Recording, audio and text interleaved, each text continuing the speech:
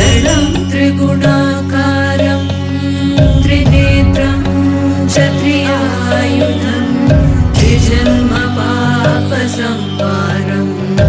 एकबिल्वं शिवार्पणम् त्रिदलं त्रिगुणाकारं त्रिनेत्रं च त्रियायुधं त्रिजन्म पापसंहारम् एकबिल्वं शिवार्पणम्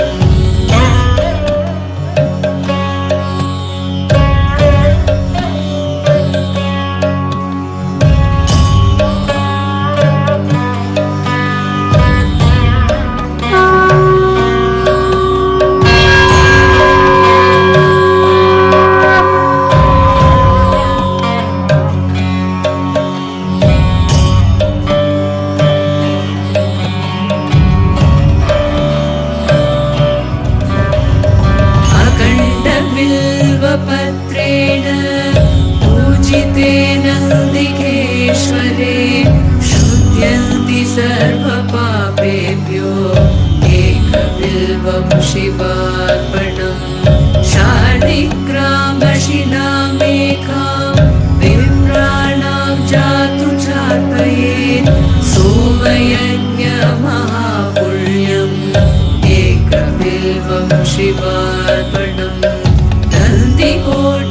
कोटिसहस्राणि वाजपेयशतानि च कोटिकन्या महादानम् एकबिल्वं शिवार्पणम् एकबिल्वं शिवार्पणम् एकबिल्वं शिवार्पणम्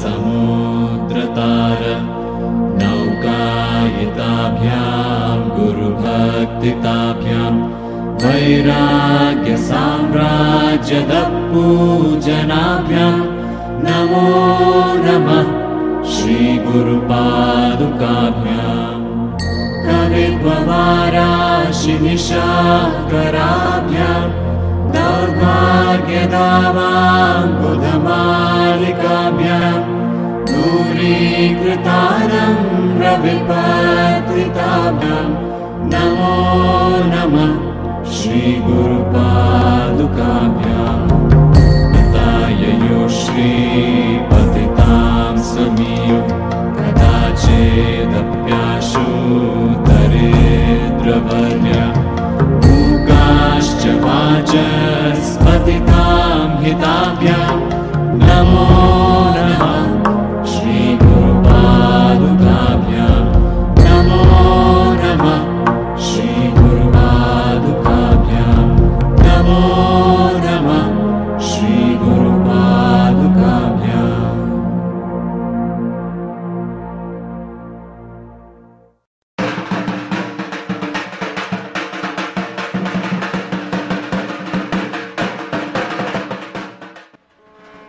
সর্বপ্রথম আমি আমার পরম আরাধ্য গুরুদেব ভগবান পূর্ণাবতার শ্রী শ্রী অজন ব্রহ্মচারী বাবার শ্রীপাদ পদ্মে জানাই অনন্ত কোটি ভক্তিপূর্ণ প্রণাম এবং একই সাথে গুরুরূপে বিশ্ব জননীকে মা বিপত্তারিণীকে জানাই প্রণাম। আজ বিপত্তারিণী পুজো तथा गोत्रस्य श्रीमती मंजुश्री शील दास्या सपरिवार सहित सर्वेषां मंगल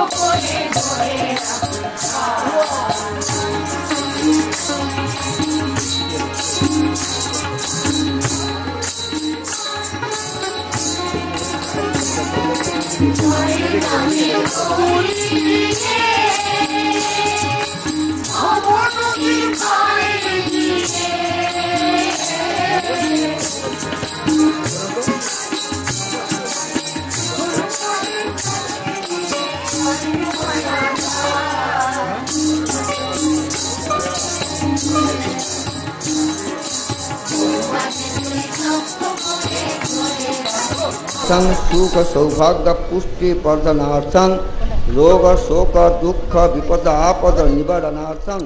মহারানীর কানেও কথাটা গেল, তিনি তো খুব ভয়ে কাঁপতে লাগলেন আর মা বিপত্তারিণীকে ডাকতে লাগলেন। মহারানী হলে কি হবে? আমি বলেছিলাম ভক্তিমতী, খুব নিষ্ঠাপতি ছিলেন তিনি। মা বিপত্তারিণীর নাম শুনেছিলেন, তার নাম করে খুব তার কাছে কাতরভাবে প্রার্থনা করতে লাগলেন যে হে মা দুর্গে, হে মা বিপত্তারিণী, তুমি আমাকে এই বিপদ থেকে উদ্ধার করো মা, আমি মহা বিপদে পড়েছি। এমন সময় রাজামশাই মহারানীর ঘরে এলেন, এসে বললেন, মহারানী তোমার এই টুকরির মধ্যে কি রাখা হয়েছে? আমি শুনেছি ওখানে নিষিদ্ধ কোনো বস্তু রয়েছে, যদি সত্যি হয় তাহলে তোমার গর্দান যাবে। এদিকে মহারানীর ওই প্রার্থনায় মা বিপত্তারিণী তার কানে কানে এসে বলে দেয়, তোমার কোনো ভয় নেই, তুমি ওই টুকরির ঢাকা খুলে দেখাও, ওতে দেখবে গোমাংস নেই, সব ফলমূল হয়ে গেছে। রাজার এই কর্কশ উগ্র আদেশ শুনে মহারানী তখন আশ্বস্ত হয়ে, আশ্বস্ত কেন না কানে কানে তাকে মা বিপত্তারিণী বলে গেছেন। মহারানী ওই ডালার ঢাকা খুললেন, মহারাজ দেখলেন, মহারানীও দেখলেন স্তম্ভিত ভাবে।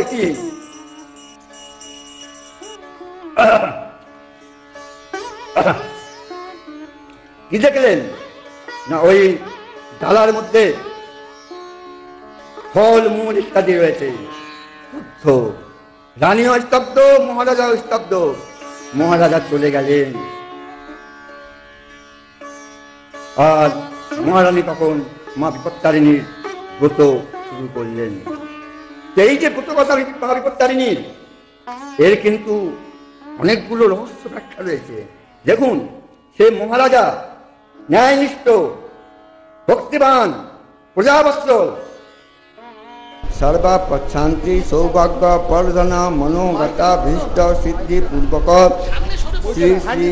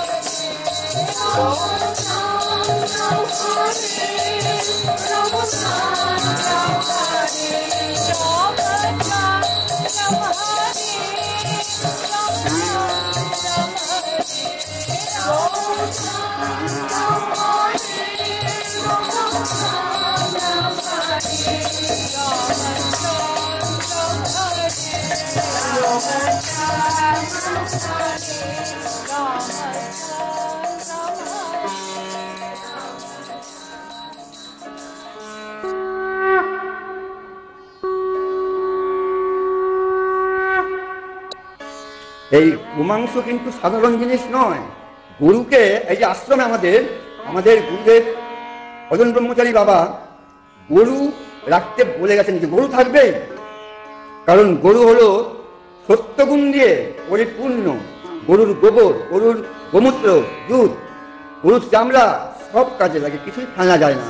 এবং গরুর প্রতিটি রোমকূপে সত্যগুণ ভরে থাকে। দেবদেবীর বাস। আমি এগুলো কিন্তু পুরাণের কথা বলছি। এমনকি এই নচিকেতার পরিষদে রয়েছে নচিকেতার উপাখ্যান। সে জানত যমরাজার কাছে গেছিল মৃত্যুর রহস্য জানতে। কেন না, তার বাবা এক বিশাল যজ্ঞ করেছিল এবং তাতে আমন্ত্রিত ব্রাহ্মণদের অনেকে দান করেছিল। কি দান? গরুর কত মূল্য। হাজার হাজার গরু, লাখ লাখ গরু দান করেছেন, কিন্তু রুগ্ন, দুধ দেয় না, বুড়ো বুড়ি। তো নচিকেতার খুব দুঃখ পেয়েছিল যে তুমি এই সমস্ত অকর্মণ্য, যারা দুধ দেয় না, কোনো কাজে লাগবে না, কাজে লাগবে তারা থাকলে পরে গোবরও দেবে, সবই করবে, সত্যগুণের প্রাবল্য হবে। কিন্তু নচিকেতার উদ্দেশ্য ছিল যে বাবার তো অনেক ভালো ভালো গরু রয়েছে, সেগুলো দান না করে তাদের আমন্ত্রণ করে এই সমস্ত নিম্নমানের সব রুগ্ন গরুদের, জরাজীর্ণ গরুদের কেন দিচ্ছে? তখন নচিকেতা বাবাকে বলেছিল, বাবা তুমি তো ব্রাহ্মণদের গরু দান করলে, আমাকে কাকে দিলে? নচিকেতাকে তার বাবা বলেছিল, তোকে যমকে দিলাম। নচিকেতাও বাবার সত্য রক্ষার জন্য যমের ওখানে গেছিল। উপনিষদের কাহিনী, এটা কাহিনী নয়, সত্য ঘটনা। জনসমাজের জন্যে এবং মৃত্যুর সম্বন্ধে জ্ঞান, আত্মজ্ঞান যমরাজের কাছ থেকে নিয়ে, আমি বেশি এটাকে বড় করতে চাইছি না, এই নচিকেতার উপাখ্যান, সময় খুবই কম। ওখান থেকে আত্মজ্ঞান যমের কাছ থেকে নিয়ে যমরাজ দিতে চাইছিল না, কিন্তু নচিকেতা না সলবান্দা সেই আত্মজ্ঞান ওখান থেকে নিয়ে ফিরে এসেছিল। देव प्रसाद लाभ काम स्कंद पुराणीय देव खंडोक्त गुरु रूपी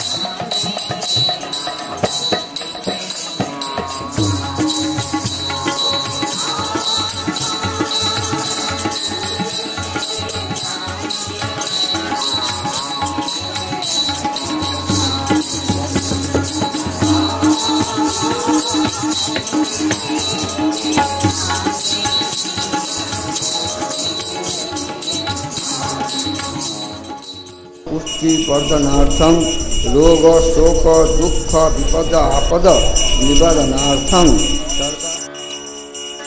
তো ওই গরু, ওই নচিকেতার ওই কাহিনীর মূল কিন্তু কেন্দ্র কিন্তু গরু, এই গরুর এত মূল্য। তো সেই জন্যে এই যে গোমাংস নিষিদ্ধ সনাতন ধর্মে, সেই কারণেই তার মতন উপকারী বস্তু কিছু নেই পৃথিবীতে। তাই জন্যে ওই নিষিদ্ধ বস্তু মহারানী লুকিয়ে দেখতে চেয়েছিলেন। নিষিদ্ধ বস্তু কেমন দেখতে হয়, কিন্তু গরুর এত গুণ শুনেছি। আর মহারাজা তিনি যখন শুনলেন যে নিষিদ্ধ বস্তু, অর্থাৎ কোনো গরুকে মারা হয়েছে, এ দিয়েছে না দিয়েছে পরের কথা, তো গোহত্যা কেন হলো, এইটা আধ্যাত্মিক রহস্য। মহারাজা ধর্মনিষ্ঠ, তিনি সেই নিষ্ঠার জন্য, ধর্মের জন্য, পূজা পালনের জন্য, সুশাসনের জন্য নিজের সহধর্মিনীকে, মহারানীকেও বরদান নেবেন। তিনি অন্যায় করলেও তার ক্ষমা নেই, তিনি শিক্ষা দিচ্ছেন। রাজা হয়েও এই গণতান্ত্রিক পৃথিবীতে গণতন্ত্রকেও শিক্ষা দিচ্ছেন যে ন্যায়ের সামনে রাজ্য শাসন যখন করতে নেমেছ, তখন সবাইকে সমানভাবে তুমি শাসন করবে। নিজের সহধর্মিনী বলে তাকে তুমি কম সাজা দেবে, তা চলবে না। তো রাজা কেমন শিক্ষা দিচ্ছে, এই ব্রতকথার এই একখানা আধ্যাত্মিক রহস্য শিক্ষা। আরো রয়েছে কি না, কোথায় মহারানী রাজ্যের, কোথায় চামানি, আকাশ পাতাল তফাৎ। তাদের মধ্যে কখনো সই হয়, বন্ধুত্ব হয়, শুধু বন্ধুত্ব নয়, একেবারে সই। মন্ত্র আত্মা, এক আত্মা দুই দেহ, তবেই তো সই হয়, হয় না। কিন্তু বোঝাচ্ছেন ঋষিরা যে কেমন রাজা, কেমন রানী, যে সব সমান, উচ্চ নিচ ভেদ নেই।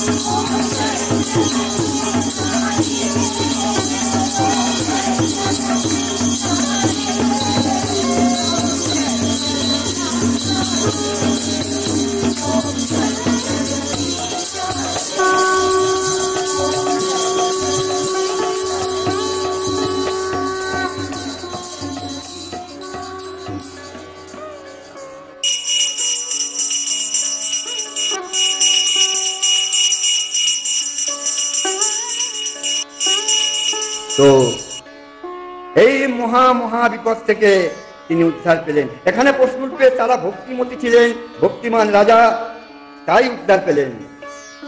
এটা কিন্তু ঠিক, কিন্তু এর মানে এ নয় যে যদি কেউ বিপত্তারিণীর পুজো করে তাদের মতন ভক্তিমান না হয় তারা ফল পাবে না। কারণ তাদের মধ্যে ভক্তি না থাকলেও তারা যে ওই যান্ত্রিক ভাবে পুজো করছে ফল নিয়ে গিয়ে, কেন? ভক্তি সামান্য একটু ছোঁয়া থাকলে তবেই কেউ কিন্তু যায় বা ব্রত করে, খুব সামান্য ছোঁয়া, এমনি করে না। হয়তো অনেকে অন্য কোনো কার্য সাধনের জন্য করে। যেমন ঠাকুর বলতেন ভালোর অভিনয় ভালো, তাই অভিনয় করেও যদি কেউ সেই মা বিপত্তারিণীর পুজো করে সে ফল পাবেই পাবে। ঠাকুর আমার গুরুদেব ভজন বাবা বলছেন, বলে যাবেন, এখনো বলে যাচ্ছেন যে ভালোর অভিনয় ভালো। তাই যদি রাধার মতন মহারানীর মতন ভক্তিপূর্ণ না হয়, কেউ অভিনয় করেও মায়ের পুজো করে, মা তাকে কৃপা করবেনি, কারণ অভিনয় করলেও সে ভালোর অভিনয় করছে। এই বলে আমি এই বিপত্তারিণী ব্রত কথার মাহাত্ম্য এখানেই শেষ করলাম। মা বিপত্তারিণী রূপী গুরুদেবকে প্রণাম। আপনাদের সকলকে আমার প্রণাম। জয় মা, জয় গুরু। সকলকে প্রণাম। আপনারা সবাই নিত্যানন্দে নিত্য শান্তিতে প্রতিষ্ঠিত হোক।